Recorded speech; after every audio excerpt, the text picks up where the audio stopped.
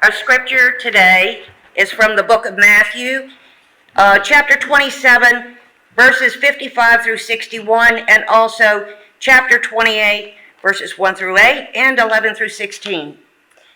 Many women were there watching from a distance. They had followed Jesus from Galilee to care for his needs. Among them were Mary Magdalene, and the mother of Zebedee's sons. As evening approached, there came a rich man from Arimathea. I was close. Named Joseph, who had himself become a disciple of Jesus. Going to Pilate, he asked for Jesus' body, and Pilate ordered that it be given to him. Joseph took the body, wrapped it in a clean linen cloth, and placed it in his own new tomb that he had cut out of rock. He rolled a big stone in front of the entrance to the tomb and went away. Mary Magdalene and the other Mary were sitting there opposite the tomb. After the Sabbath, at dawn on the first day of the week, Mary Magdalene and the other Mary went to look at the tomb. And there was a violent earthquake, for an angel of the Lord came down from heaven and going to the tomb, rolled back the stone and sat on it. His appearance was like lightning, and his clothes were white as snow. The guards were so afraid of him that they shook and became like dead men.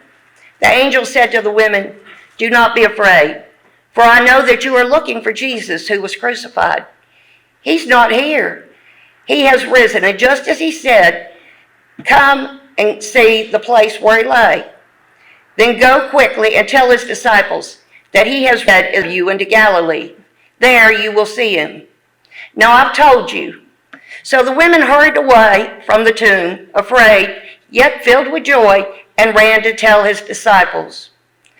While the women were on their way, some of the guards went into the city and reported to the chief priest everything that had happened.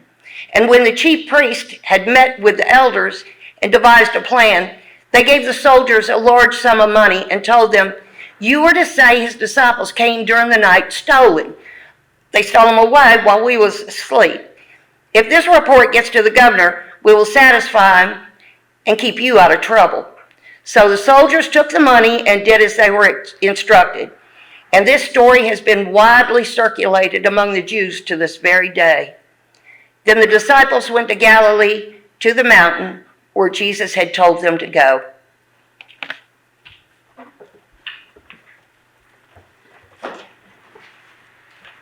Now that might seem like a strange message to deliver on Mother's Day, but my purpose in selecting these two different passages is because they bookend the concept of life and death, which is so often overseen by women.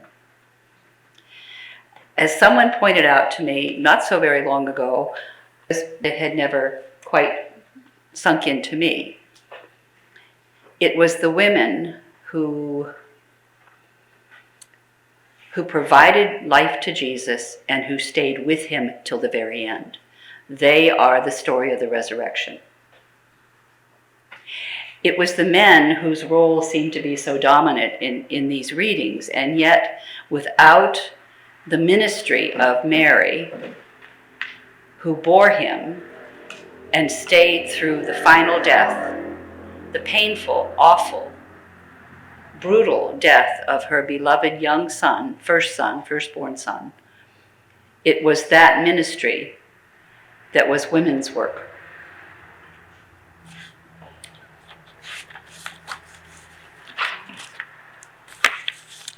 So, as a mother comforts her child, so will I comfort you. In Jerusalem, you will be comforted, said God. And it was Mary who comforted and waited till the end. And it is through her eyes and her witness that we have the story of Jesus. Well, the first Mother's Day I remember was when I was 7 years old. In school, we had made little paper baskets, probably folded and taped together.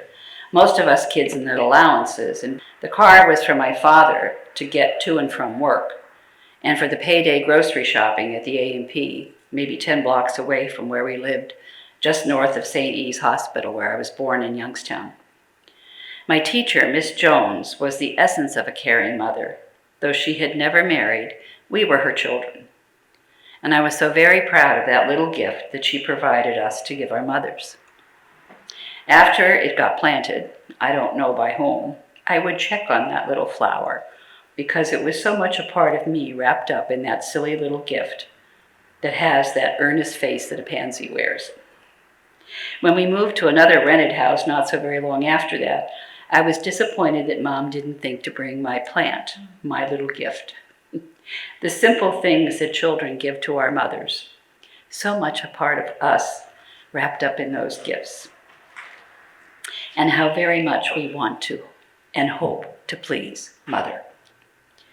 To the day my mother died 60 years later in my arms in Northside Hospital, as the daffodils began to bloom on that first day of spring, and then the snow suddenly fell as seasons easily shift in May, I loved my mother. Often silently, sometimes with more substantial gifts. Sometimes I was frustrated, and not a few times she didn't say. But she was and always will be my mother, and a part of me in ways far beyond my blood, my skin, my genes that she passed along when she gave me the gift of life. I share this to situate the impact that mothers and mothering has on us. And I'm going to divert for a moment to say, to do a footnote to something Paul said. I don't know if he had the chance this morning to look at Facebook, but his daughter posted a celebration of her two mothers, Paul being one of them. The impact that mothers and mothering has on us, on all life.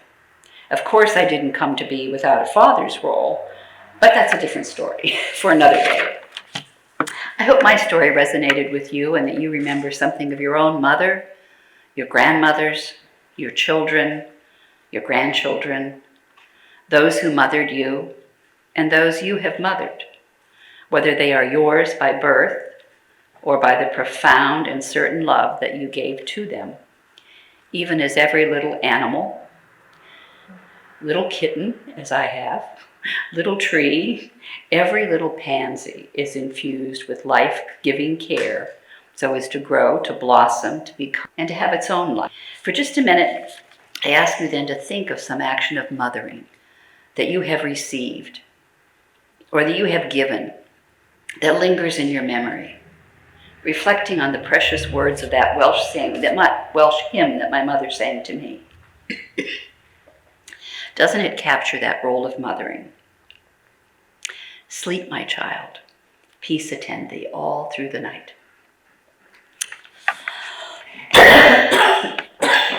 So, would anyone like to share some memory that's important and impactful to you?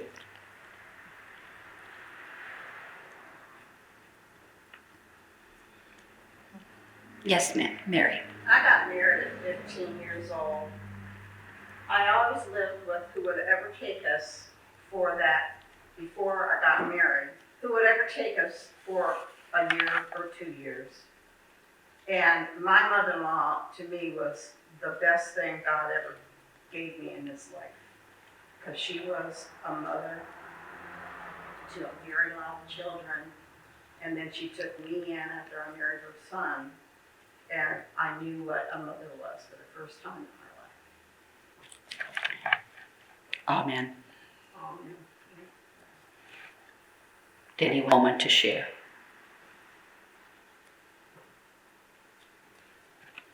Okay. That we should honor our mothers and those who mothered us, and the many characteristics of mothering is certain.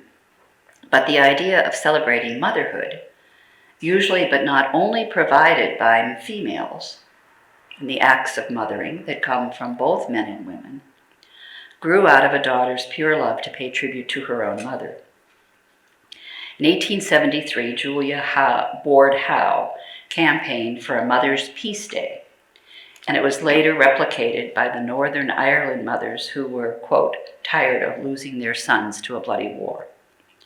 Today's Mother's Day is credited to Anna Reeves Jarvis to celebrate sacrifices that mothers made for their children because, she said, other holidays were biased towards male achievements.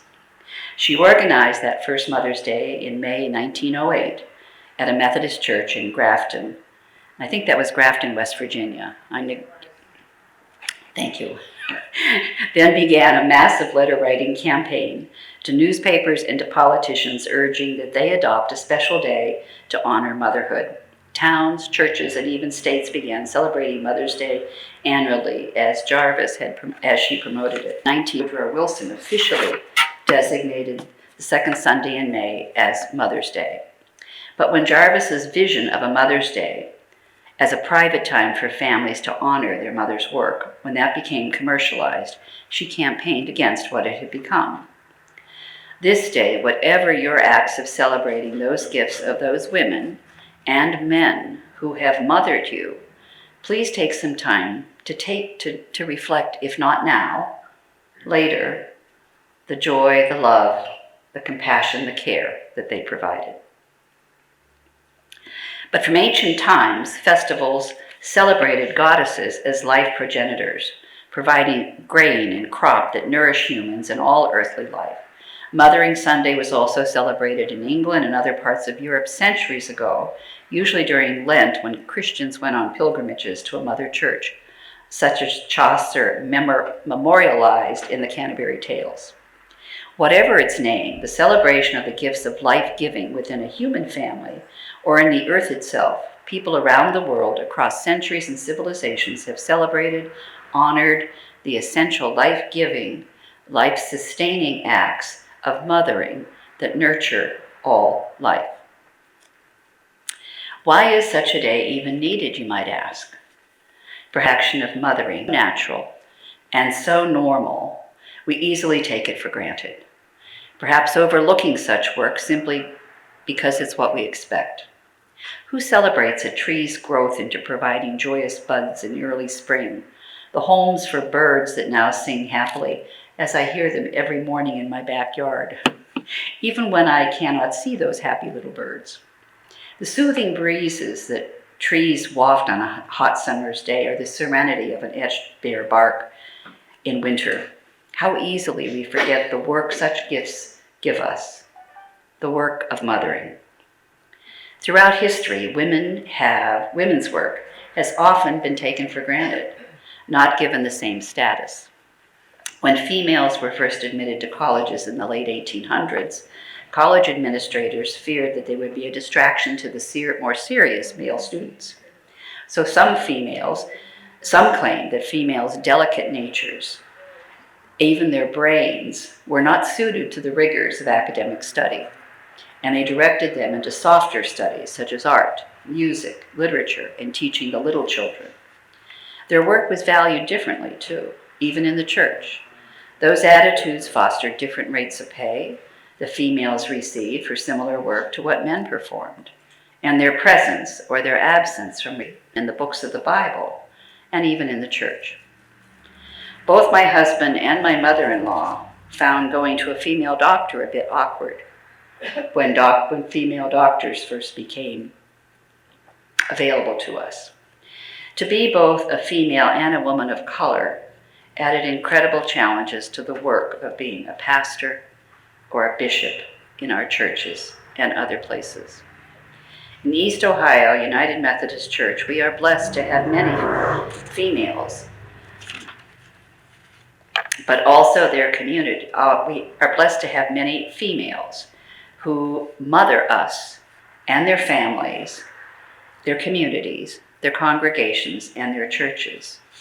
But not everyone has accepted or recognized or respected their work, or seen some of the challenges that they have faced. The recent hearings to confirm Ketanji Jones Jackson as the first Black female on the U.S. Supreme Court in its 200-year history was very difficult for me to watch because of how she was grilled and asked questions that were difficult and inappropriate, things not asked of the male candidates. The first female Supreme Court justice was elected only a generation ago. Such history captures a long road that many mothers have walked to be respected for their work, their capabilities valued, their competence accepted. Honoring the mothering capacity that is our character, our genes, our souls, does not in any way take away from men's roles in our world. We are co-partners, co-parents of the earth. We nurture and protect in different ways, different strengths, with different gifts, not always gender specific or gender assigned.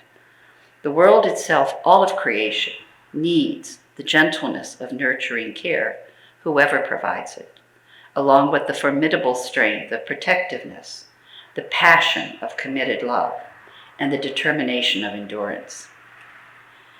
I've asked Paul to create with me this set of slides of images of women who have mothered in different ways, sometimes their own families, sometimes our communities. Leaders, women in war, women of different ages, women of different color, women of different abilities and circumstances. Sojourner Truth's famous speech, "Ain't I a Woman?" captures the context of what it has been like sometimes to be a mother. This speech at the Akron's Women's Convention, just up the road in 1851. How many are familiar with Sojourner Truth? You've heard of her. Okay. You may have heard this speech. And I'm going to read it with my intonation, so it's not the way she would have done it, but I don't think it would do justice to her for me to attempt that. "Well, children," she says, "where there is so much racket, there must be something out of kilter. I think that twixt the Negroes of the South and the women of the North all talking about rights, the white men might be in a pretty fix soon. What's all this talking about anyway? That man over there says that women need to be helped into carriages, lifted into ditches, to have the best places anywhere. But nobody helps me into a carriage, or over mud puddles, or gives me any best place. And ain't I a woman? Look at me. Look at my hands. Look at my arms. I've plowed, I've planted, I've gathered into barns, and no man could do any better than me. And ain't I a woman? I could work as much and I could eat as much as a man when I could get it. And I could bear the lash as well, too. And ain't I a woman? I have borne 13 children and seen most of them sold off to slavery. I cried out with my mother, none but Jesus heard me. And ain't I a woman? Then they talk about this thing in the head. Intellect?